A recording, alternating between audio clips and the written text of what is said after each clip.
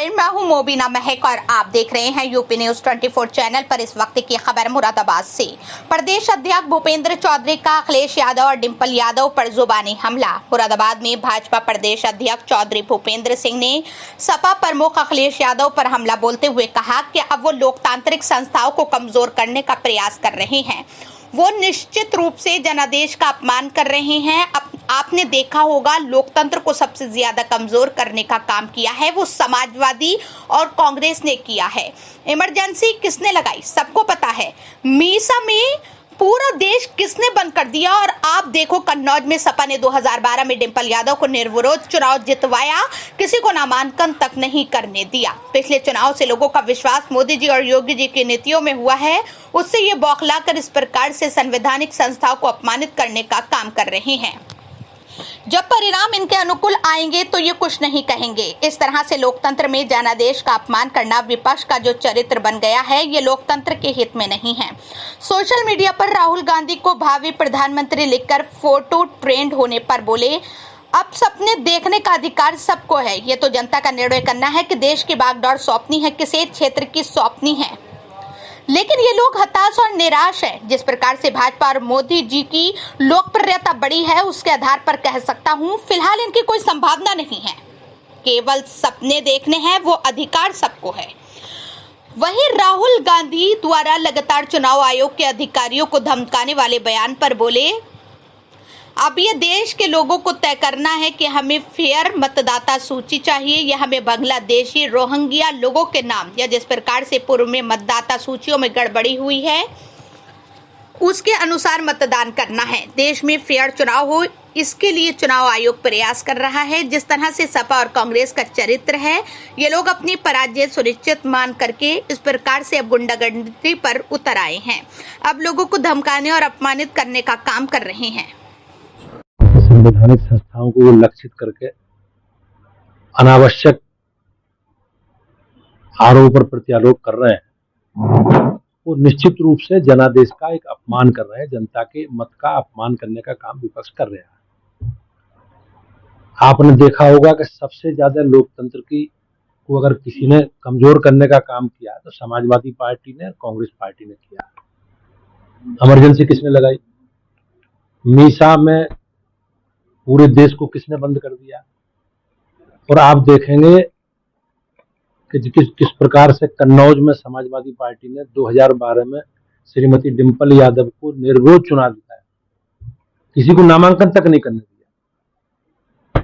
तो ये पिछले चुनावों से जिस प्रकार से माननीय मोदी जी के नेतृत्व में, योगी जी के नेतृत्व में लोगों का विश्वास भारतीय जनता पार्टी की कल्याण की नीति और नेतृत्व के प्रति लोगों का विश्वास है, उससे ये बौखला करके इस प्रकार से संवैधानिक संस्थाओं को अपमानित करने का काम कर रहे हैं। और ये निश्चित रूप से देश के लोकतंत्र के हित में नहीं। महाभियोग लाने की बात कर रहा है कि चुनाव आयोग के खिलाफ महाभियोग लाया। मैंने जैसे कहा कि ये लोग अभी आप देखेंगे, जब परिणाम इनके अनुकूल आएंगे तो ये कुछ नहीं कहेंगे। इसी इलेक्शन कमीशन ने अभी विधानसभा के चुनाव हुए, आपने देखा होगा झारखंड में इनकी पार्टी की सरकार बनी है, कर्नाटक में ये जीते हैं, तेलंगाना में जीते हैं। तो लगातार लोकतंत्र है, लोकतंत्र में जनता अपने का निर्णय अंतिम है, वो किसी को जिताती है, किसी को हराती है, ये उसका विशेष अधिकार है लोकतंत्र में।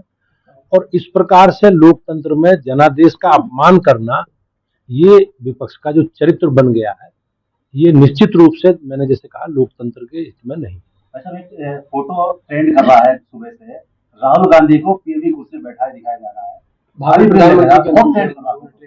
अब सपने देखने का अधिकार सबको है। ये जनता को निर्णय करना है कि किसे देश की बागडोर सौंपनी है, किसे क्षेत्र की सौंपनी है।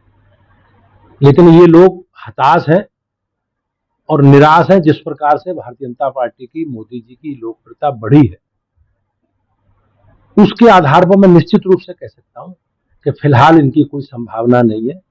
केवल सपने देखने हैं, सपने देखने का अधिकार सबको है। सरकार के कई विधेयकों को लाने की बात चल रही है, उसका लगातार विरोध चल रहा है, किस तरह से देखते हैं? अब सरकार जिन भी विधेयकों को सरकार लाई है, वो वर्तमान परिस्थितियों में देश के समाज के हित में है। और लोकतंत्र में जनता ने हमें चुना है, तो जनता की अपेक्षा के अनुसार हमें उन सब विषयों पर काम करने का अधिकार देश की जनता ने दिया है। वैसे राहुल गांधी बार बार चुनाव आयोग के अधिकारियों को सार्वजनिक मंच से धमका रहे हैं कि अगर हमारी सरकार आएगी, चाहे वो रिटायर हो जाए, तो उसके बाद भी उनको नहीं छोड़ा जाएगा, उनकी जांच की जाएगी। अब ये देश के लोगों को तय करना है कि हमें एक फेयर मतदाता सूची चाहिए, उसमें मतदान के द्वारा हमें सरकार चुननी, या हमें बांग्लादेशी रोहिंग्या लोगों के जो मतदाता सूची में नाम है, या जिस प्रकार से मतदाता सूची में धांधली हुई है लंबे समय पहले, उसके आधार पर हमें मतदान करना है। तो मैं निश्चित रूप से कह सकता हूं कि सबको का मत है, देश के सभी नागरिकों का हम एक फेयर मतदाता सूची हो और फेयर चुनाव हो। इसके लिए सरकार को, इसके लिए आयोग प्रयास कर रहा है। अगर किसी को कोई आपत्ति है तो संवैधानिक जिम्मेवारी है, दायित्व है, और वो अपनी शिकायत एफिडेविट सहित दे सकते हैं।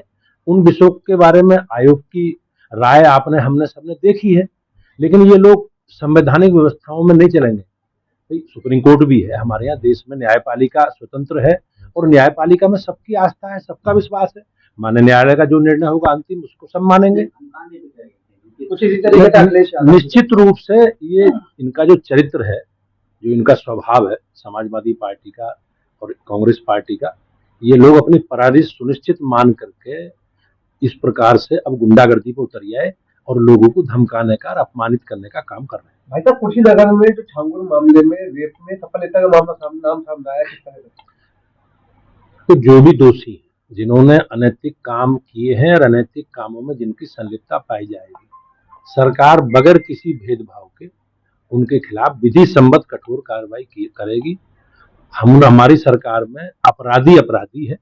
अपराध के प्रति जो सरकार का दृष्टिकोण है योगी जी का, उस दृष्टिकोण को पूर्णतः लागू किया जाएगा। तो सरकार धर्मांतरण मामले में और सख्त कानून बना रही है, किस तरह से? नहीं, ये निश्चित रूप से जो एक षड्यंत्र है धर्मांतरण का, उस षड्यंत्र के खिलाफ हम सब लोग हैं और सरकार की अच्छी पहल है, मैं उसका स्वागत करता हूँ। ठीक है।